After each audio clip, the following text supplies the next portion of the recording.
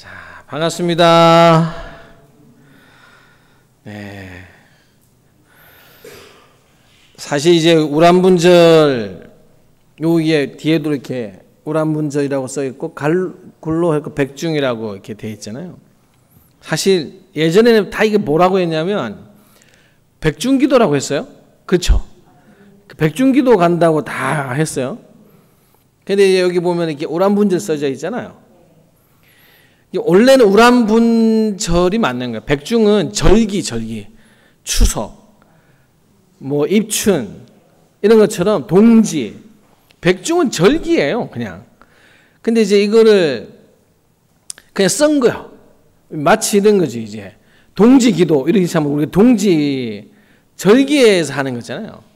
이제 그러다 보니까 이제 백중을 절기인데 그냥 백중기도 하면 다 알아들었어요. 그러나 이제 우리가 불교 사찰에서 우리가 이때 백중이라는 절기에 맞춰서 하는 기도의 제목이 동지기도 이런 것은 딱히 사실 다른 이름이 있을까? 맞아, 동짓날 맞아서 하는 거예요. 근데 이제 엄밀히 말하면 이 우란분절이라고 하는 것은 백중이라고 하는 날이 하안거가 끝나는 날이에요. 하안거가 끝나는 날이 백중이고 안거가 끝나는 날에 무엇인가를 하는 거예요. 무엇인가를 했는데 그게 뭐냐면 이제 우란분이라고 하는 이거 이제 우란분은 한국말이 아닙니다. 여러분 우란분절에서 이 우란분은 한국말이 아니에요. 산스크리트어예요. 그러니까 이게 산스크리트어를 우리식으로 발음을 가장 가깝게 하다 보니 그냥 우란분이 된 거예요. 저거를 이제 굳이 풀어서 이야기하면 이렇게 표현해요. 뭐 거꾸로 매달려 있는 상태에서 공양을 올린다. 거꾸로 매달린 있는 사람들에게 공양을 올린다. 뭐 이렇게 표현될 수도 있고. 근데 이제 이것을 좀 더 이제 자세히 보면은 지옥 중에서 무간지옥. 무간지옥은 왜 무간지옥이냐면 원래 지옥이 여러분들 사찰에 보면 큰 종 치죠. 새벽하고 저녁하고 이 종을 치는 게 이 대종을 칠 때 지옥이 잠시 멈춘다 합니다. 이게 사찰에서 이 대종을 아침 저녁 이렇게 탁 칠 때 지옥에서 벌을 잠시 멈춘대요. 그런데 아무리 사찰에서 대종을 쳐도 안 멈추는 지옥이 있어요. 그게 어디냐? 그게 무간지옥이에요. 무간지옥의 뜻이 뭐냐면 간격이 없다라는 뜻입니다. 어떤 간격이 없느냐?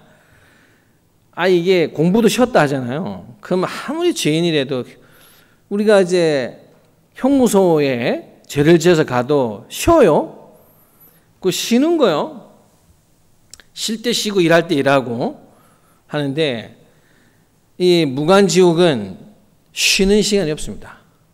그러니까 무간지옥이 매우 힘든 거는 계속 고통을 주는 것이라. 아비지옥 뭐도 마찬가지라고 봐야겠죠. 다.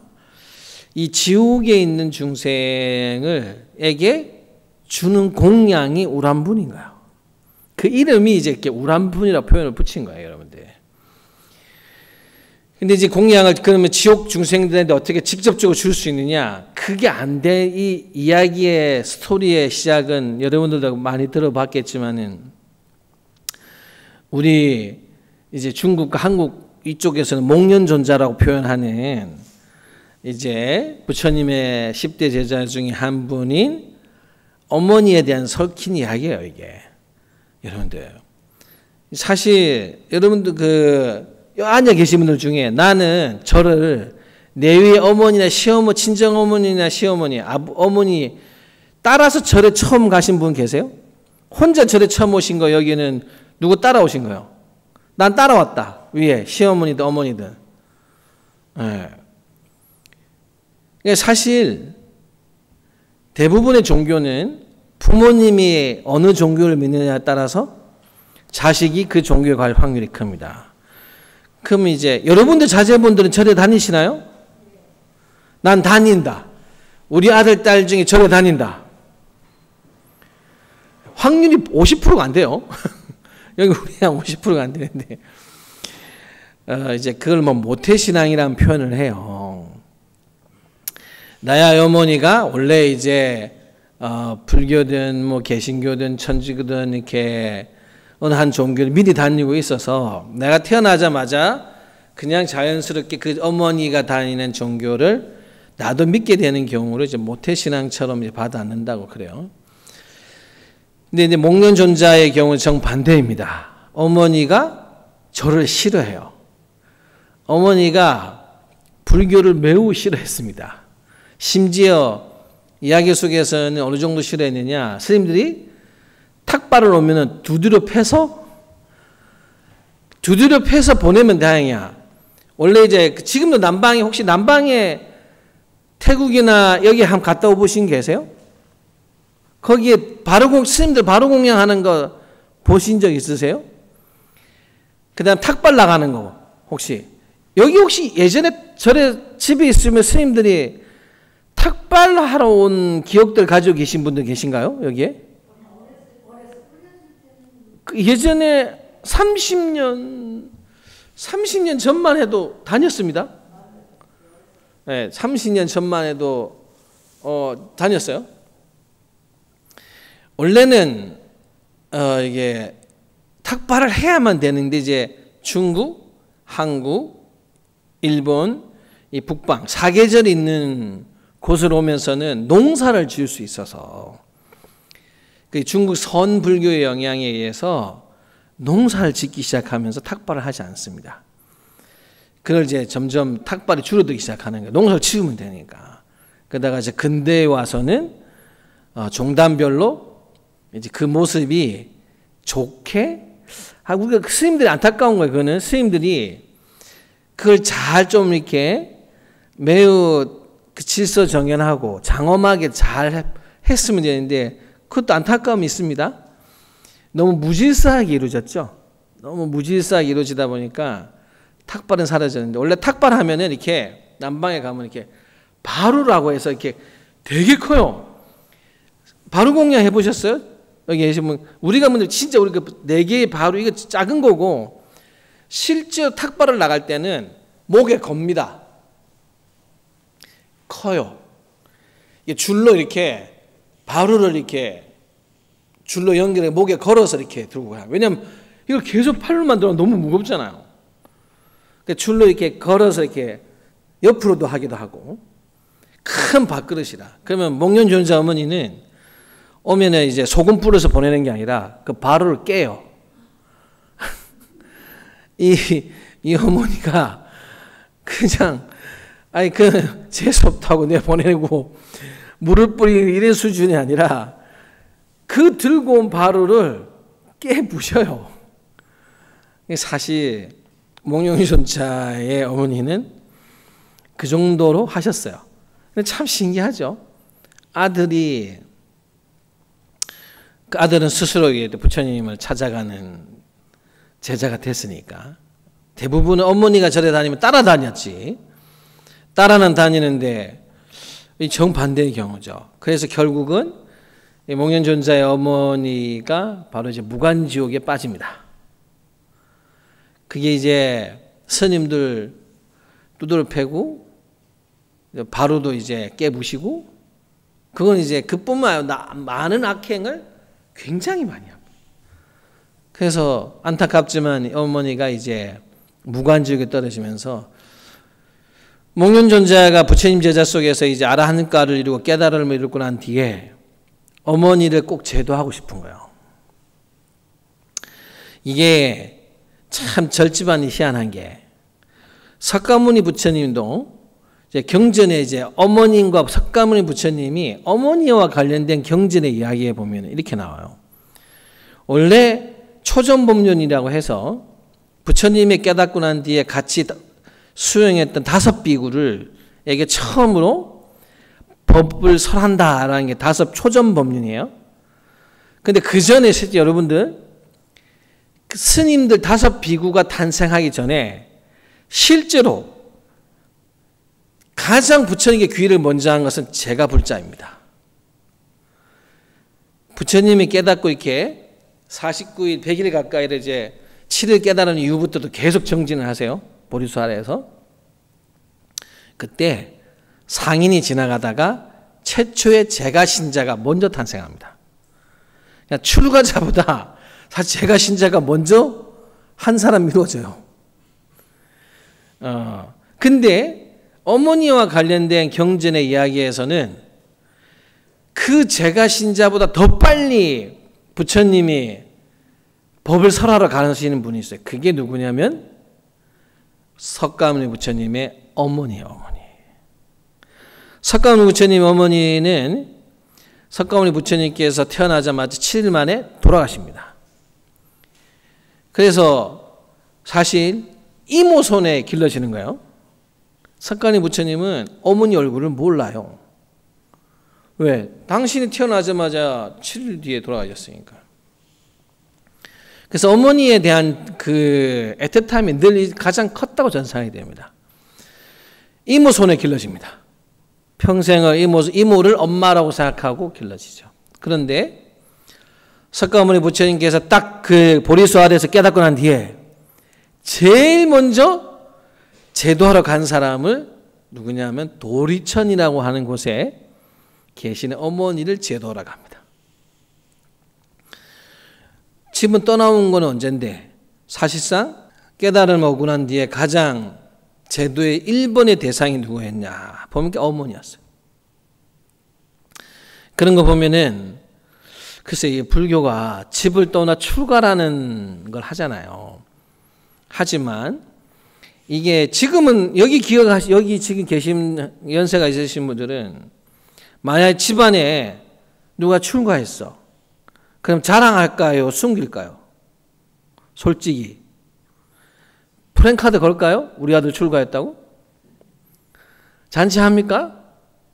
동네에 우리 아들 출가했어요. 그 프랜카드 걸고 이렇게 고시 합격 이런 거에 옛날에 고시 합격하면 이렇게 동네에 프랜카드 그 보신 기억나죠? 그게 할까요? 여기에 계신 우리 불자님들 연세에서는 그런 광경 본 적 없죠?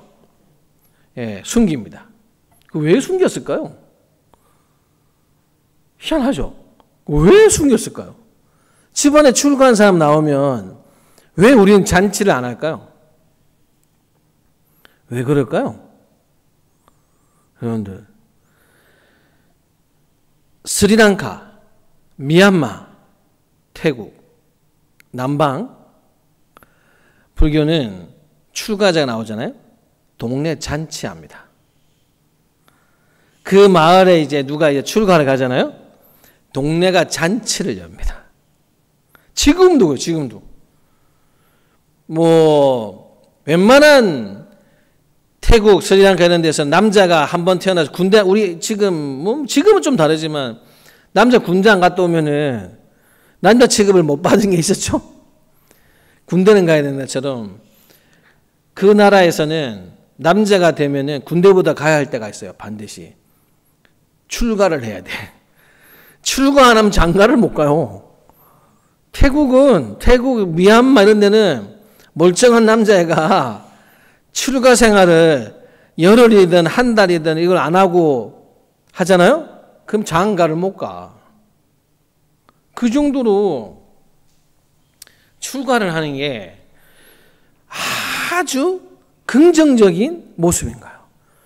그러면 여러분이 기억하는 연배에서 젊은 시절에 왜 우리는 프랭카 사법고시보다 훌륭한 같은 법인데 사법고시도 법이고 불법도 법인데 왜 출가하면은 불법을 깨달아 가면은 프랭카드를 안 걸었을까?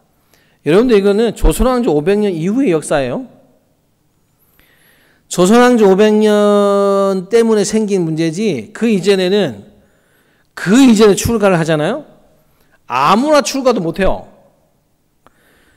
여러분들 잘 아는 경주 신라시대 이랬잖아요.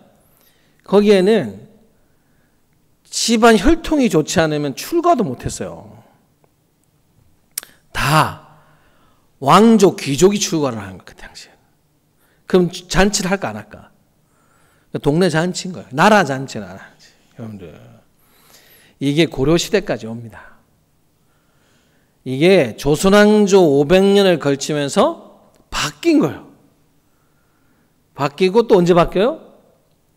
조선왕조 500년 딱 끝나자마자 일본이 이 땅을 강제로 뺏어가잖아요. 그거 풀리자마자 또 어떻게 돼요? 전쟁 나잖아요. 전쟁 나니까 우리는 미국하고 소련이 들어오잖아요. 불교를 다 몰라.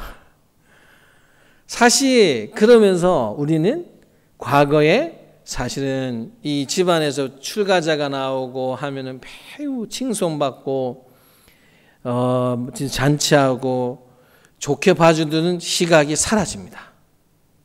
그게 사라진 거예요. 부처님께서 출가를 하시고 여러분들 그 이후에는요, 출가라고 하는 게 언젠가부터 이제 여러분들 생각할 때 출가한 스님이 집에 가족과의 관계를 갖는 게 되게 잘못됐다고 생각했잖아요.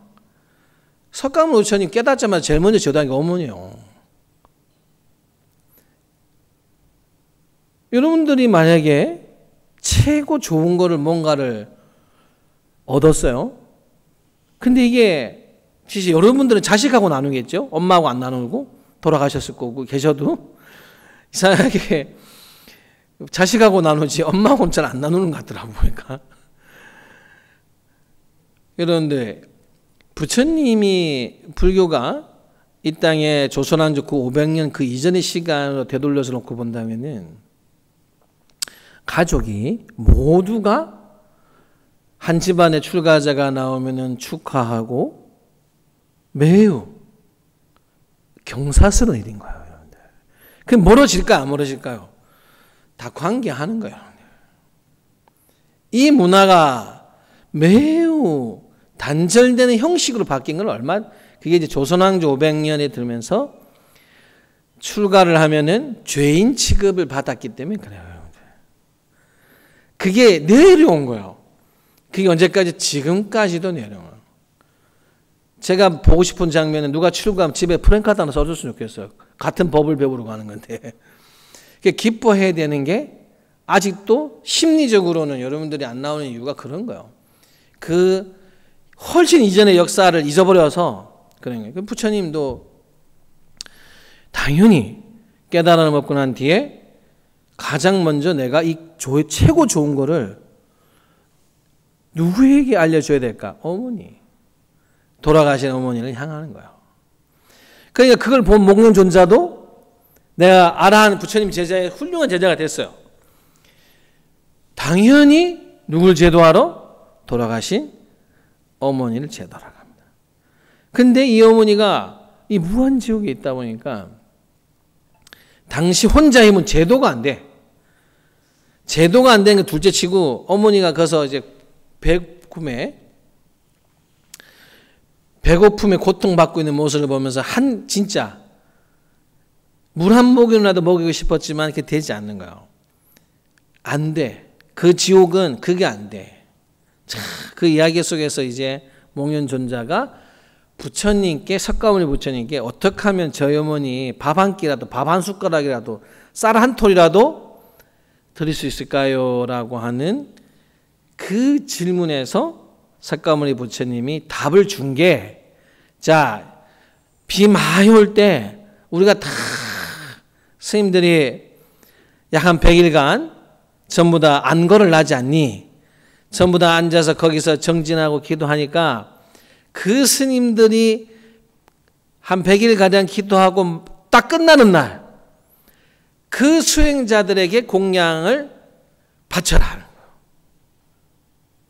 그러면 그 수행자의 공덕으로만 어머니를 제도할 수 있을 것이다 라고 해서 그 마지막 스님들이 수행이 끝나는 날이 이제 백중인 거예요. 이게 우기가 끝나는 날이 백중이고 그날에 원래 이제 싸들고 그 모든 수행자에게 가서 공양을 올립니다. 물론 부처님께도 올렸죠. 이 우람분절은 그때 올린 공양물을 우람분이라고 하는 거예요. 그래서 여러분들이 이제 지금은 우람분절 이렇게 부르는 거예요, 여러분들. 의미가 그게 제일 중요하잖아요. 백중 날이 중요한 게 아니고, 안 가는 스님들 공부 하나도 안 해. 그날 안 했어. 그 백중은 아무 의미가 없는 거예요, 여러분들. 실제로 그래서 서문에서 여러분 우리만 이렇게 기도를 하는 게 아니에요. 이제 선언에서도 한거 해제 7월 보름이거든요. 그러면 3일 전쯤에 해제를 미리 해요. 왜냐하면 3개월 동안 입고 하여튼 이제 쓴 빨래를 이불 빨래를 다 해요. 이불 빨래 청소를 싹 다 합니다. 왜? 동안거에 또 누가 와서 정진하셔야 되니까 썼던 것을 그래서 미리 좀 회양을 합니다. 그러면은 그 전날 7월 보름 전날에 모든 스님들이 위패를 쓰는 거예요. 자신의 부모님 조상들을 스님들이 다 위패를 써요. 그래가지고 7월 보름날 있잖아요. 해제날 아침에 모여서 그냥 해제하고 다른 선원에 가는 게 아니라 전부 다 뭘 하느냐, 모여서 제사를 모시고 흩어집니다. 왜냐하면 이게 그 우람분절이 그렇기 때문에 여러분들. 스님들이 비록 집을 나와서 정진했지만 스님들도 꼭 회양날 그냥 가지 않는 거예요. 그래서 우람분절이라고 하는 것은 그런 의미 속에서 있습니다. 그게 점점점 확장되는 거예요. 어떻게? 고통받는 지옥이나 이런 곳에서 고통받는 중생을 제도하는 날로 확대가 됩니다. 점점 이게. 꼭 부모만 이렇게 해야 될 거냐? 아예 그렇진 않겠지. 확대를 하는 거예요. 그래서 지옥에서 고통받고 있는 모든 중생을 위해서 우리가 해야 되지 않겠나. 그래서 이제 우람분절을 맞이해서 정무사찰들이 이제 기도를 시작하는 거예요. 이제 우리도 오늘 여러분들께서도 이제 입제 기도를 이제 하면서 하는 거예요. 그 49제 7주 동안 이제 49제 형식처럼 이렇게 뭐 맞추는 의미를 갖고 있는 겁니다. 그러나 여러분들이 더 중요히 생각해서 한 것 때부터 기도 정진에도 사실 무방한 겁니다. 이거는. 자, 이게 우람분절이라고 하는 게 이제 그 시작에 연휴를 갖습니다, 여러분들. 연휴를 갖는데 지금은 어떻냐? 이제 이런 게 중요한 게 그거예요. 여러분들, 요즘 TV에서 효도라는 말 잘 들어봅니까? 들어보았어요? 효도. 옛날처럼 효도 뭐 이런 이야기가 TV에서 많이 나올까요, 요즘? 요즘 효도란 말이 사라졌어요. 요즘 효도란 말 하면은 젊은 사람들은 꼰대라고 그래. 그게 이제 어느 순간 이상이 돼가지고 부모들도 못 주는 게 되게 미안해 하고 있어요. 못 주는 걸. 못 주는 걸 되게 미안해 하면서 효도라는 말이 사라진 지가 한 3, 4년, 5년 되는 것 같아요. 없어요. 효도란 말 들으려면은 건물 하나씩 줘야 돼. 아파트를 하나 주든지. 여러분들, 제가 이게 그냥 하는 소리가 아니라 이게 참 희한해요, 여러분들. 언젠가부터 부모가 자식한테 뭘 많이 안 주면 부모들이 되게 좌불안석을 하는 거야. 뭘 내가 집을 줘야 되나, 뭘 어떻게 해야 되나, 장가 가는데 뭘 해줘야 되나. 이게 언제부터 역전됐는지 잘 모르겠는데, 여러분 옛날에 장자가 제사 지내게 했잖아요. 그거는 왜 그랬냐면, 옛날에는 농사를 지었잖아요. 그게 다른 게 아니잖아요, 농사. 그러면 땅을 장자에게 물려주는 대신에 조건이 붙는 거예요. 그게 뭐겠어요? 그게 제사인 거예요. 왜 그러냐는 줄 알아요? 그 땅을 누구한테 물려받은 거야? 위에서. 그 땅이 위에서부터 내려온 거니까 네가 그거를 그 위에서 할아버지가 요만한 땅상을 내가 요만큼 넓혔고 이제 네가 요만한 땅을 갖게 된다면 당연히 누구한테 감사해야 돼? 땅 주신 분한테.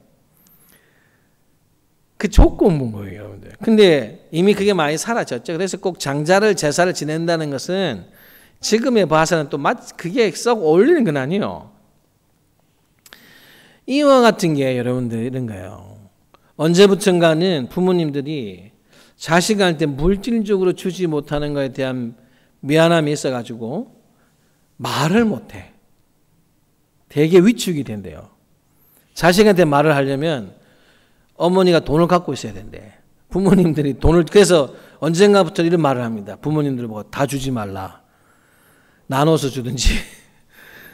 돈을 갖고 있어야 자식이 말을 잘 듣는다. 이런 말도 하고. 글쎄, 이게 뭐 다 모두에게 포함되는 말은 아닌데, 이런 말이라는 게, 분위기라는 게 생기는 게 좀 그렇죠.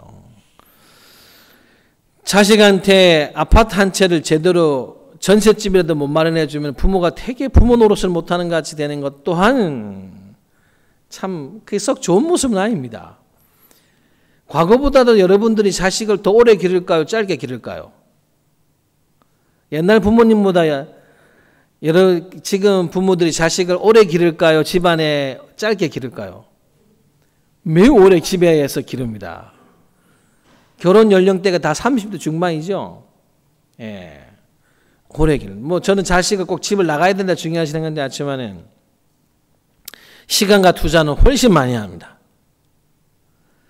어쩌면은 과거에 여러분들을 키웠던 부모님보다 여러분들한테 시간과 투자를 지금 부모들이 훨씬 많이 해요. 근데 이런 요즘은 제가 50대 정도만 돼도 내가 나이가 들었을 때 자식이 나를 봉양을 모실 거란 생각을 기대를 할까요? 안 할까요? 보살님은 50대가 아닌 것 같은데 또 고개를 절레절레 흔들고 그 기대를 거의 하지 않습니다. 되게 손해보는 시대라고 볼 수 있어요. 35년까지 먹이는 살리는데 내가 50세가 내가 60, 70이 되면 나는 내 거 먹고 살아야 되고 해결해야 되죠. 예. 그러다 보니까 이런 거예요. 여러분들. 효도라는 개념이 거의 이제는 무슨 박물관에서 찾아야 될 단어처럼 쓰는 게 이상해.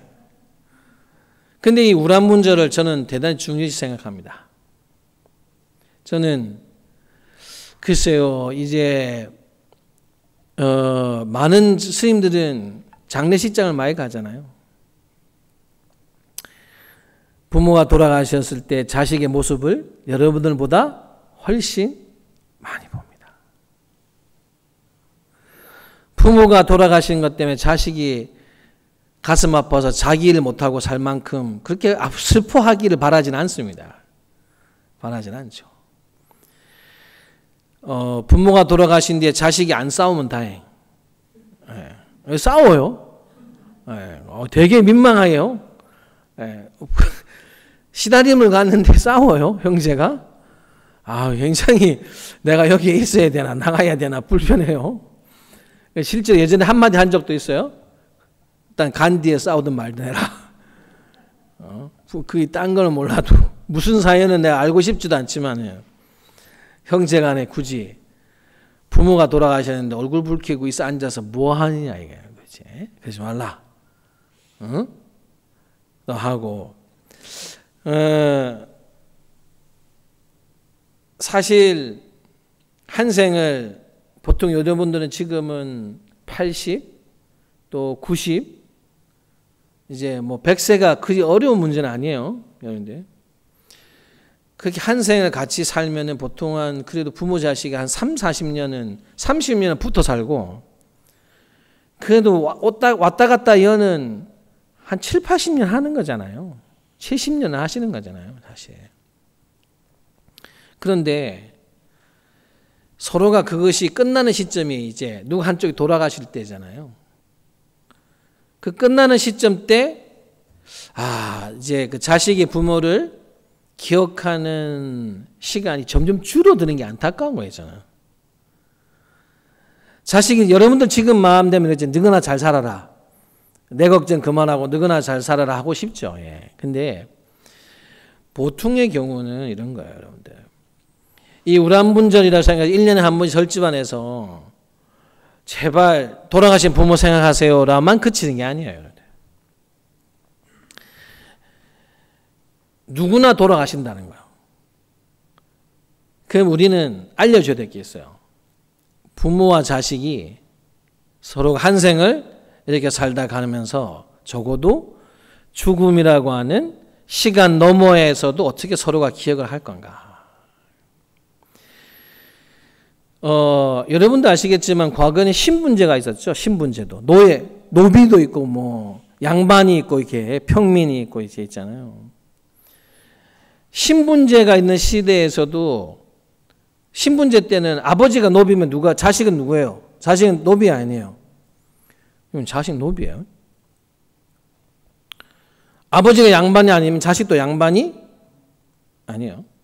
여러분 조선시대 인구의 양반은 5%도 안 돼요. 양반이 안 많아요.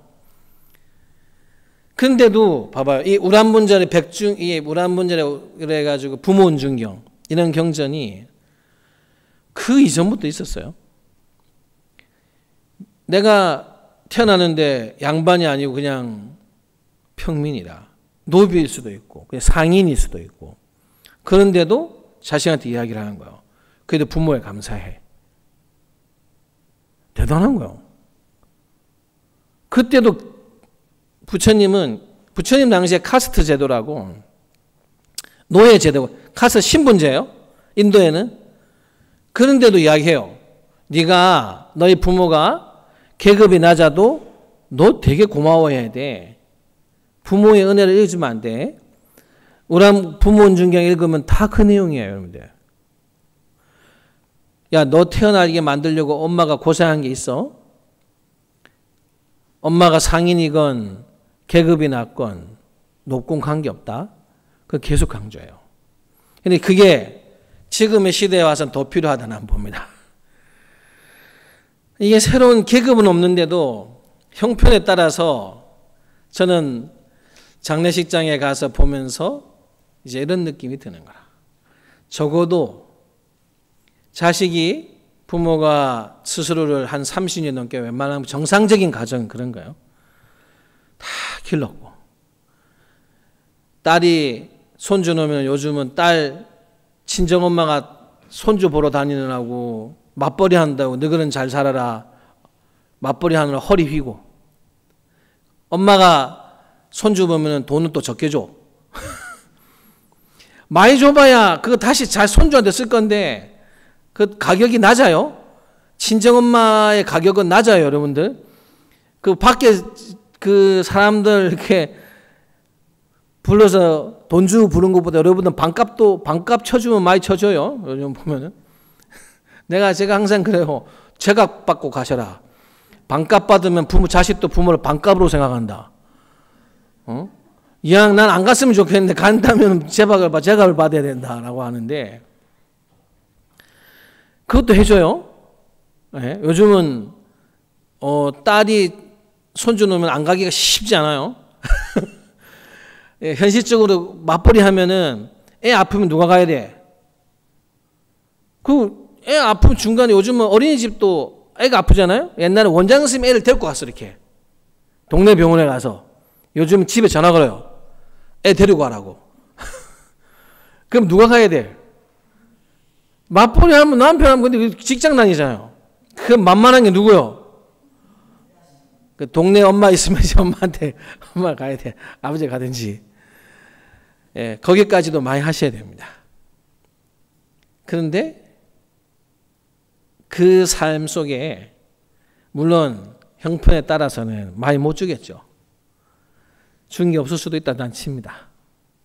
그렇더라도 적게 받은 건 풍문이 아니에요. 왜냐하면 여러분들 웬만하면 웬만하면 지가 공부를 못해서 그런 거지. 웬만하면 대학 간 다음 다 대학은 보내니까. 본인이 공부 안 해서 간 건 못 가는 건 어떡하겠어요. 그 정도만 해도 인생을 살아가는데 뒷받침 막 해준 거야. 근데 왜 이렇게 부끄러워해야 되냐. 왜 그렇게 자신감은 없어요. 그렇다고 여러분들이 행세하라는 게 아니잖아요. 듣지도 않아요, 어차피. 그러나 이런 거야. 너무 위축이 많이 되는 거예요. 그리고 죽음 앞에서 그래도 어머니가 엄마 아버지가 나 필요할 때 그렇게 전화 걸어서 뭐라도 하고 했는데 야 그럼 어머니가 돌아갔는데 49일은 기억해야 될 거 아니요. 49일 되게 줄인 거예요, 여러분들. 원래 3년이에요. 여러분 원래 49제 100제 49제 7제 대왕을 만나고 명부시장 다 말라면 그게 3년인 거예요. 원래 유교가 그걸 따라 했는지 안 했는지 잘 모르겠어요. 절집안은 원래 이렇게 되어 있어요. 그래서 49일 7번째 100일째 8번째 그해 1년이 9번째 3년째 10번째 시황을 만나는 이런 식의 구조였어요. 49일도 할까요 안 할까요? 빨리 끝내. 네, 빨리 끝냅니다. 그래서 저는 이게 종교적인 의식이냐 아니냐 떠나서 이런 거예요. 부모를 빨리 잊으면 잘 살까요? 여러분들 그렇게 바라는 것처럼 그래 나는 늘 알아 잘 살아라. 난 너희만 잘 살면 된다면 나는 빨리 그냥 내 죽으면 그냥 내가 조용히 갈 테니까 너 알아 잘 살아라. 그럼 부모를 빨리 잊어버리면 잊어버릴수록 그 자식이 자기 인생에 집중을 너무 잘해가지고 그게 잘 살까요?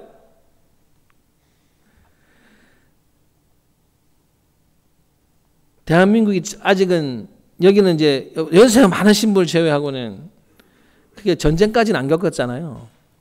우리 세대들이 지금 한 70까지 전쟁을 겪으셨나요? 안 겪으셨죠. 70 이하는 딱 거기서 끊기는 거예요, 거의. 그러면은 대충 살만한 거예요. 그렇잖아요. 대충 전쟁을 안 겪었으면 대충 살만한 거잖아요. 그렇죠. 전쟁까지 겪은 세대 보고는 내 말을 못 하겠어요. 왜? 전쟁은 개념이 다르니까. 그러면 그 뒤에 태어난 세대들은 적어도 그래도 전쟁은 안 겪고 전쟁통에 부모하고 생이별은 안 하고 살았으면 그래도 부모 생각을 마음에 좀 품고 살아야 되는데 야 이거 어떻게 하면 좋나 이제 그죠? 아예 존재 없어요. 대단히 이게 그래서 저는 글쎄요 부모를 아들이 어머니 아버지 돌아가시면 슬픔에 젖어서 맨날 며칠 우는 분을 본 적도 없지만 우는 걸 좋아하지도 않습니다. 뭐 울으라고 하는 게 아니에요. 그러나 이런 거죠.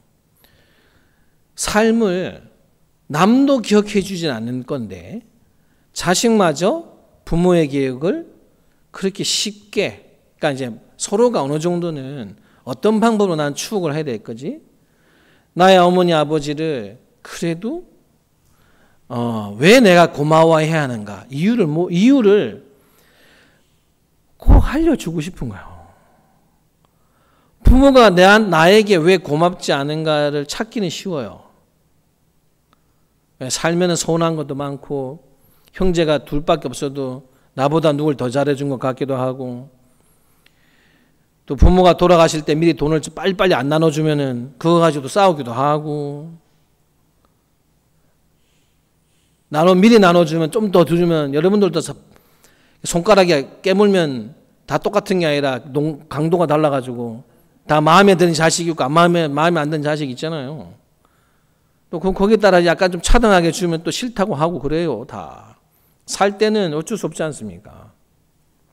그래도 적어도 그 한 생이 끝나는 시점에 왔을 때는 마음에서 그래도 이 부모 운전계 우란분전은 그거예요. 목련존자처럼 그렇게 어머니가 악행을 해도 구하고 싶고 석가모니 부처님처럼 7일 만에 돌아가신 어머니도 깨닫고 난 뒤에는 그래도 제일 먼저 가서 그 어머니를 제도하고 싶고, 이게 이제 이 마음을 스님들은 이어주고 싶은 거예요. 이 우람분절이라는 거에. 그래서 효도가 무슨 박물관에 들어간 단어처럼 되더라도 우리는 계속 하려고 하는 거예요. 왜? 이게 잊어버리고 나서 좋은 사회는 없어요. 여러분들이 부족하게 자식을 기를 수도 있겠지만은 자식은 그래도 부모를 그래도 마음속에 여러분들이 그래도 어느 정도 기본적으로 부모의 역할을 했다면은 서운함도 많겠지만 부모를 기억할 수 있고 마음을 새길 수 있는 건 해야 된다. 1년에 한 번씩 여러분들을 붙잡아 놓고 우람분절을 해가지고 이걸 하면서 여러분들에게도 주고 싶은 게 있어요. 자식한테, 자식한테, 물론 돈 있으면 주고 가세요. 어차피 관에 가봐야 소용이 없는 거니까. 그래도 자식이 나를 기억하기에는 좀 마음을 베풀고 가세요. 남은 게 그것밖에 없을 거라고 난 봅니다. 여러분들 자식한테 그래도 이 부모 운중경에 읽어보면 나오는 그런 마음 같은, 그리고 목련존자든 석가모니 부처님이든 이분들도 부모를 그런 식으로 기억을 하려고 했잖아요. 7일 만에 나 낳고 7일 만에 돌아가시면서 억울하려면 얼마나 억울해요. 나 이모한테 손에 컸는데 그래도 그 깨닫고 난 다음에 제일 먼저 도리촌에 가서 제도했다는 그 경전의 이야기가 나오는 거는 출가를 하더라도 부모에 대해서 그렇게 감사함을, 그리고 가장 좋은 걸 얻으면 누구에게 나눠라? 예, 부모. 제가 예전에 출가한 뒤에, 저는 대학교 때 출가를 합니다. 대학생 때 출가를 하고 처음으로 계를 받고 학교에 복학을 했어요. 동국대학교에. 그러니까 어느 수업 시간에 있었는데 어느 교수님이 이제 학생이 있다가 출가를 하고 1년 뒤에 돌아오니까 이제 저를 부르셔서 수업 마지막 끝날 때쯤 있을까요? 저보고. 동네 불교학과에 이제 오셔서 출가를 하시는데 출가해서 가장 좋은 게 뭐냐고 질문을 했어요. 출가를 해서 가장 좋은 게 뭐냐고. 제가 그 또렷이 기억해요. 그래서 제가 실제로 그 강 앞에 가서 한 이야기가 뭐냐면 그거예요. 내가 출가를 해서 한 가지, 가장 이 세상에 모든 자식보다도 애가 출가를 해서 가장 잘할 수 있는 것을 할 수 있기 때문에 저는 매우 자랑스럽다. 그게 뭐냐? 저는 부모님을 돌아가셔도 제도할 수 있는 길을 선택했다고. 생전에는 싫고 좋고로 서로가 얽힐 수 있는데 그래도 이 길은 부모의 돌아가신 죽음에 가는 길도 나는 반드시 이 가르침으로 제도할 수 있기 때문에 매우 자랑스럽다고. 지금 그 질문을 하면 다르게 할 수도 있어요. 그런데 출가하고 복학하고 했을 때 그 질문의 답이 저는 그거였습니다. 다른 자식은 못 해주는 거라고. 맞아요. 근데 다른 자식이 생전에 잘하는 만큼 출가했기 때문에 잘 못해요. 그런데 우리 어머니 돌아가시고 아버지 돌아가신 뒤에는 이 세상 어떤 자식보다 잘할 자신이 있습니다. 아무도 못하는 것에서 제도의 길을 부처난 부처님 법을 믿으니까. 그 두 분이 생전에 부족함이 있더라도 그 어떤 누구보다도 모든 마음과 수행을 다해서 어머니 아버지 가시는 길을 난 밝혀줄 수 있다. 그게 출가하고 복학해서 내가 출가를 해서 가장 잘한 이유, 출가를 해서 제일 좋았던 이유로 된 겁니다. 여러분들. 그렇다고 여러분들 자식을 다 출가하라는 건 아닙니다. 출가시키라는 건 아니고요. 단지 부디 우람분절을 여러분들이 하시면서 여기는 뭐입니까? 우람분절 기도해도 내가 이거 하면 자식 잘 될 거라고 또 하신 분이 거의 대부분일 거예요. 여러분들, 그런 분들이 그래요. 내가 이 기도를 하면은 이 공덕이 자식이 잘 되라고 하나 또 하는 거예요, 이게. 부디, 거기 하나를, 그걸 하지 말라고 내가 한다고 안 한 분들이 알기 때문에 하나를 더 할 게 있습니다. 여러분들 자식들이 여러분들을 돌아가신 뒤에도 그래도 고마움, 감사함을 기억할 수 있도록 부디 지금 혹시 서운한 관계에서는 빨리 푸시고 조금이라도 여러분들께서도 마음을 다해 주시기를. 그래야 여러분들의 아들, 딸들도 이 우란분절을, 글쎄 우란분절에 절에 올지 안 올지 나 잘 모르겠습니다. 그래도 석가모니 부처님이나 목련존자처럼 그래도 어머니, 돌아가신 어머니라도, 얼굴 모르는 어머니라도 나는 뭔가를 다 하고 싶은 마음이 여러분들 아들, 딸들이 부디 나기를.